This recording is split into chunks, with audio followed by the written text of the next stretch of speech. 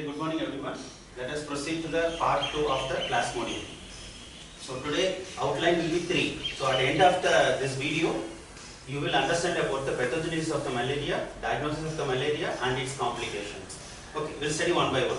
The pathogenesis is depend upon the extension of the life cycle. So this is about the detailed study of the life cycle we have explained into the part 1. So here I am making the summary, the human cycle and mosquito cycle. So human cycle having the 3 stage. One is pre-erythrocytic stage and erythrocytic stage and gametogony, and rarely it will go to the exoerythrocytic stage, erythrocytic stage and gametogony. Okay, so this clinical features depend upon the 3 stages: pre-erythrocytic, erythrocytic and gametogony. So how the pre-erythrocytic stage, the patients will not get any signs and symptoms.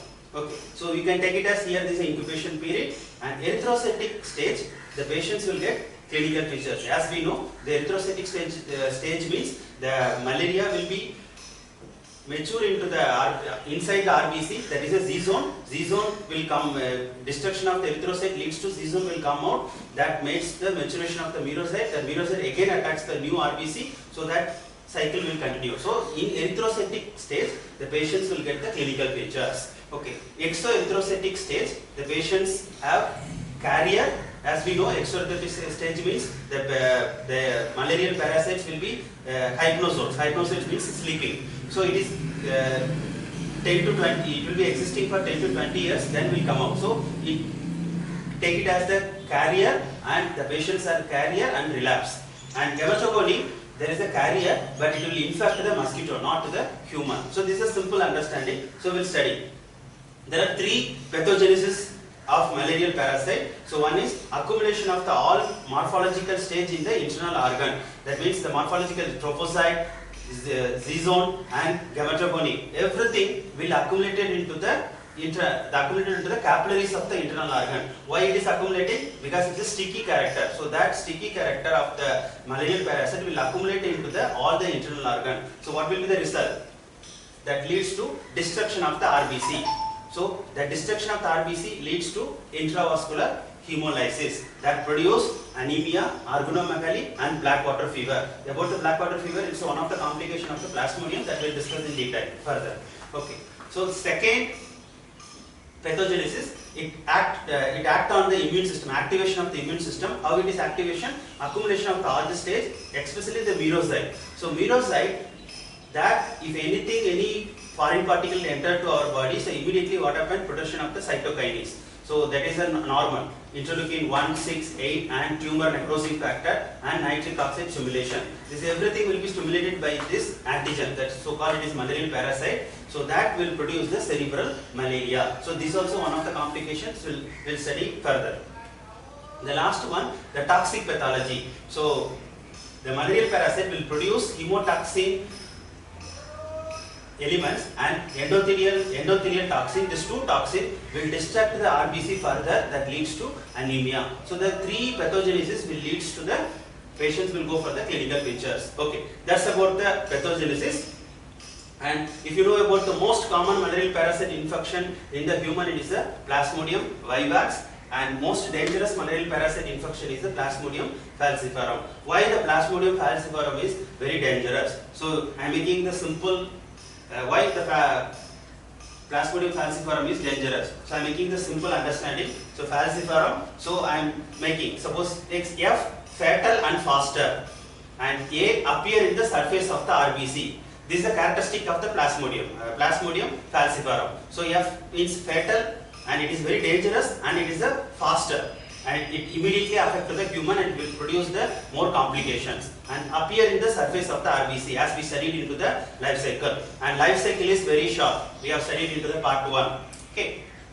And C, crescent shaped hematocytes, and it produces cerebral malaria. And internal organ capillaries are accumulated by this parasite. And peripheral circulation, it is absent.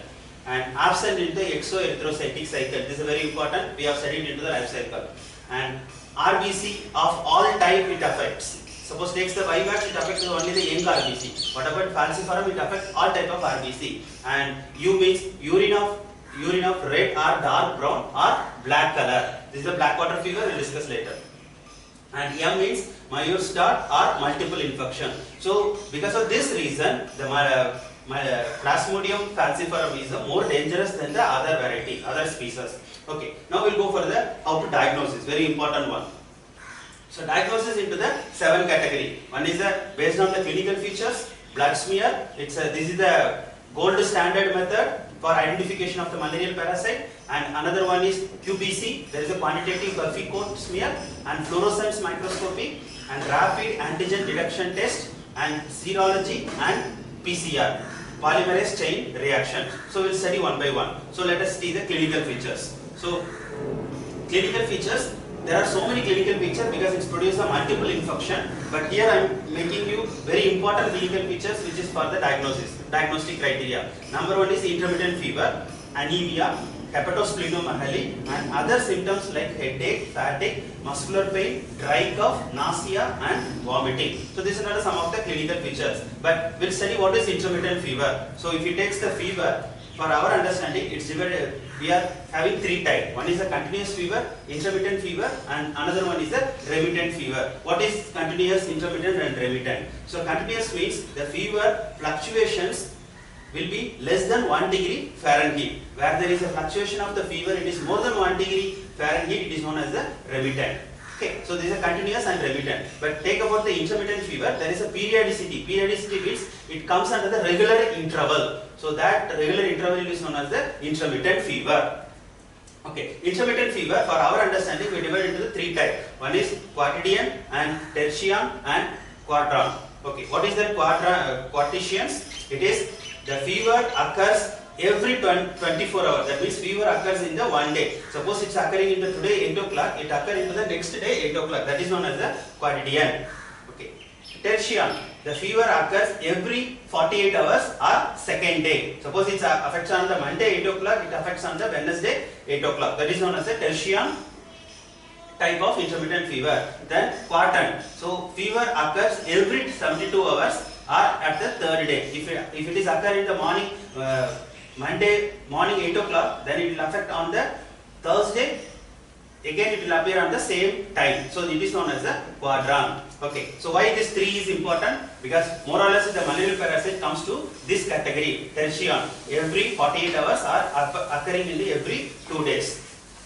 So mostly for tertian, for our understanding, we are divided into the benign and malignant. The word meaning of benign and malignant we studied a lot in the neoplasia. Benign means less dangerous and malignant means more dangerous. Okay. So Plasmodium vivax and Plasmodium ovale comes under the stage of benign tertian. Okay, malignant comes under the stage malignant. The Plasmodium falciparum comes under the stage of malignant. Okay, you may ask the questions why the intermittent fever is occurring. So intermittent fever is occurring we have studied into the last erythrocytic cycle. So every time the RBC is destruction of the RBC, there is a fever is occurring. So simple understanding. Okay. For our understanding, the intermittent have the 3 stages. Intermittent fever have 3 stages. So we are dividing to the benign tertian type and malignant tertian type. So it is normally the fever have still stage 20 to 60 minutes. That means 1 hour. It comes under the 20 minutes to 1 hour. And it is in case of benign, it is the prolonged. In case of malignant, it is the very short. Okay. Heart stage normally will be 2 to 6 hours is a normal. In case of benign tertian, it is a normal, but in case of malignant, it is normal or sometimes it is mostly it is a increased. And SWOT stage, it lives on 1 to 2 hours. In case of benign, it is a normal, but in case of malignant, it is absent. Why we are studying? For helping for the remedy selection also, for identification of the correct medicines, selection of correct medicines, this stage understanding is required. Okay, now we'll go for the peripheral smear, the first investigation. I told you this is the gold standard method by the WHO. Okay. So there are 2 types of blood smear we are using. One is the thick smear and another one is the thin smear. Okay, what is thick smear? Thick smear helping for the identification of the parasite. Okay, identification whether malaria it is affected or not. Identification of the malarial parasite. Where there is a thin smear, identification of the parasitic species. That means there are 4 types of malarial parasite. So can be identified through thin smear, not by the thick smear. Thick smear is helping for the identification and thin smear is for the parasitic species. Okay, so this is the thin smear and this is the thick smear. And after staining, after Leishman staining, so this is thick smear and this is the thin smear. Okay, so let us see about the thick smear, uses of the thick smear. Helps to thick smear for identification of the parasite through the parasite density. So what is parasite density? It's a simple calculation. Count more than 200 WBC and next one, assume the total WBC is 8000 μml or count it. Okay, so how to identify the parasitic density or parasitic whether presence or cell? So parasitic counted divided by WBC counted into WBC total count. So in this way we have to count the how many density of the parasite in the given blood. Okay, but here the 2 rules has to follow.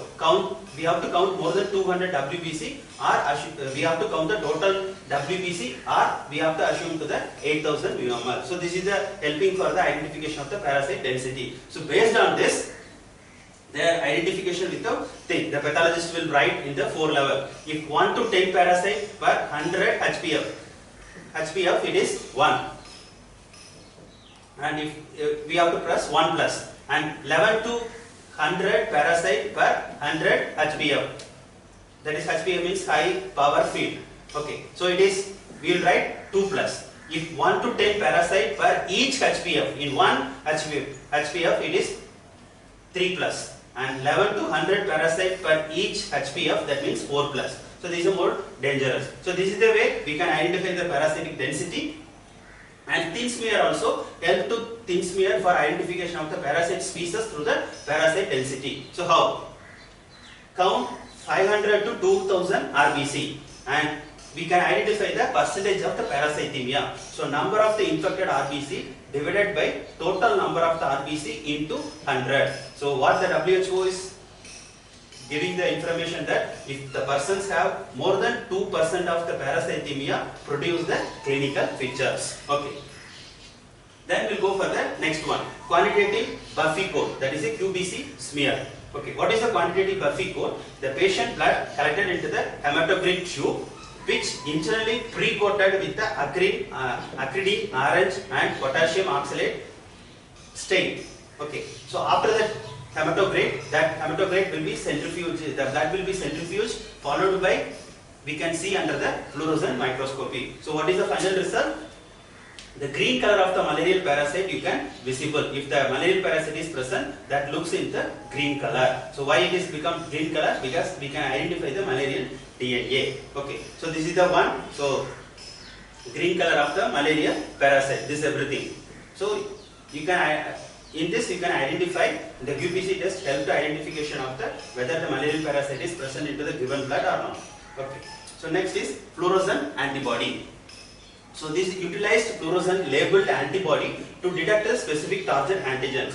If you suspecting that there is a malarial, the specific antigen is a malarial antigen. So what happens? This identification of the malarial antigen by fluorescent labeled antibody. If it is antigen is malarial antigen, so within 10 days there will be production of the antibody. So that antibody will be combined with the fluorescent antibody, so that the fluorescent have color, so that if it is antigen is there, antibody will be antigen antibody reaction will be taking place, that leads to there will be color formation. That color formation can be identified through the fluorescent microscopy. That is a simple procedures. Okay. The blood smear are stained with the acridine orange dye or BCP. Okay. So what happened? This will be stained. Afterwards, will be seen under the blue light in 460 nanogram under the fluorescent microscopy. If you can see, the nucleus of the malarial parasite looks bright green and cytoplasm looks red or sometimes will be orange. So why it is producing? It detects the DNA and RNA of the malarial parasite. Okay, so you can see this is the green color. So this green color, everything is producing by the fluorescent microscopy. You can see there is a malarial parasite, and this one you can see the clearly you can identify it as a gametophyte. So this is the way you can able to identify that malarial species. Okay. Next one, rapid antigen detection test. That short we are calling as a RAD. Okay. So it is helping. What is the uses is detection of the specific malarial antigen. Here again you are going to identify the specific antigen. What is the specific antigen? We'll study. Okay. So the rapid diagnostic test, for our understanding, we are divided into two types: antigen based and antibody based. And antibody based, mostly it is not useful for the diagnostic, but it helps for the detection of the infective donor. Whether if you are giving the blood, so that blood, whether it is having malarial parasite or not, help to identify by the antibody based. But this is not helpful for the diagnostic purpose. But which is useful for the diagnostic purpose is antigen based. So detection of the specific malarial parasitic antigen. What is the name of this malarial parasite? Malarial parasitic antigens. There are the two malarial parasitic antigen. One is histidine rich protein, that is HRP2, and next is parasitic lactate dehydrogenase, the PLDH. So this will be helping for identification of the malarial parasite, and this will be helping for the identification of the differentiation of the malarial specific species. So this is the one helping further. Then now strip is available. So the strip will be coated with these two antigens. So if it is a one already, if it is a like how we are doing in the serological test, this way you can able to identify. Okay, next one is the serology. So serology is detect the antibody against the malarial antigen. Here we are detecting to the antigen. Where there is a previous one RAD, we are detecting the antigen. Here we are detecting the antibody. Okay, one of the name is indirect fluorescent antibody, IFA. So what is indirect fluorescent antibody? Visualization of the specific antigen by binding the specific antibody chemically conjugated with the fluorescent dye, such as the fluorescent isothianate, FITC. So here also the principle is same like previous one. Okay, if it is a specific antigen, we know the malarial antigen. This malarial antigen after 10 days there will be antibody will be produced. So we will introduce the one fluorescent antibody. So that fluorescent antibody will attach to the malarial antigens. So there will be complex antigen antibody reaction that you can identify through the indirect with the fluorescent microscopy. That is known as the IFA. So patient serum is being tested containing antibody that are reacting with the plasmodium. This is a simple understanding for IFA. Most of the investigation, this IFA is helpful. Okay, last one is the PCR, polymerase chain reaction. So again PCR, I will put the separate video, but here just I am mentioning about the 2 points. So polymerase chain reaction helps to identify the parasitic genetic material. Okay, and it is useful for the epidemiological studies. So this identifies the parasite genetic material, whether malarial DNA and RNA can be identified through the PCR, and it is useful for the epidemiological studies. So by this way you can able to identify the or diagnose the malarial parasite. Okay, now we'll go for the last portion. It is the complications. So complications mostly produced by the Plasmodium falciparum. So that type of malaria, it is very dangerous. So we are calling it the pernicious malaria. Okay. So what are all the type? There is a black water fever, cerebral malaria, anemia, and Algid malaria. So all the 4 complication is produced by the one species, that is the Plasmodium falciparum. That is the reason this is more dangerous than the other species. Okay, we'll study one by one. Black water fever. So the black water fever, you know the Plasmodium falciparum, we have studied into the pathogenesis. It produces the intravascular hemolysis. Why? Because destruction of the RBC. So the intravascular hemolysis leads to hemoglobinemia and hemoglobinuria. So hemoglobinemia means there will be hemoglobin usually will present inside the RBC. But here what happens? The hemoglobin will present into the blood, and as well as the passage of the hemoglobin into the urine. It is known as the hemoglobinuria. So when the passage of the hemoglobin into the urine, that leads to red color, dark brown or black urine. So that type we are known as the black water fever.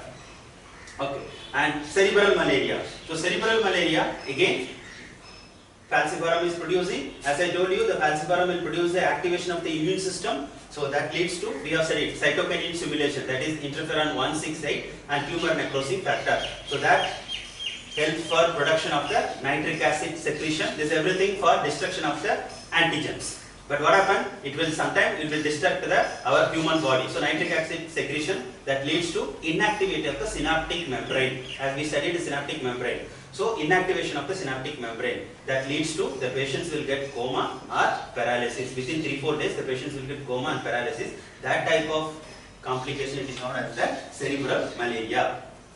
The last one, next one, it is the anemia.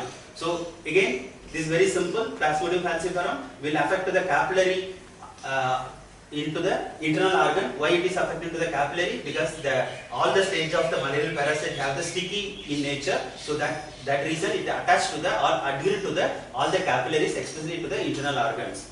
So that leads to decreased circulatory blood volume. So if the decreased blood volume leads to the patients will get anemia. But one diagnostic picture is most of the malarial patients come with the complaints of normocytic, normochromic anemia. Except if it goes to some any further complication, it may lead. But it is beginning is normocytic, normochromic anemia. The next one, the last one is the algid malaria. So algid word, the Latin means to feel cold. Okay, so what is the algid malaria? The cold and clammy skin with vascular collapse leading to peripheral circulatory failure. So what happens? Simple understanding, hemodynamic changes with metabolic derangements. So this leads to the patients will get to feel cold, and there will be cold clammy skin along with the diarrhea or constipation. So alternating with the diarrhea and constipation with the peripheral circulatory failure. So this is type of complication is known as the algid malaria. So that's about the malarial parasite explanations. We'll meet on the next class. Thank you.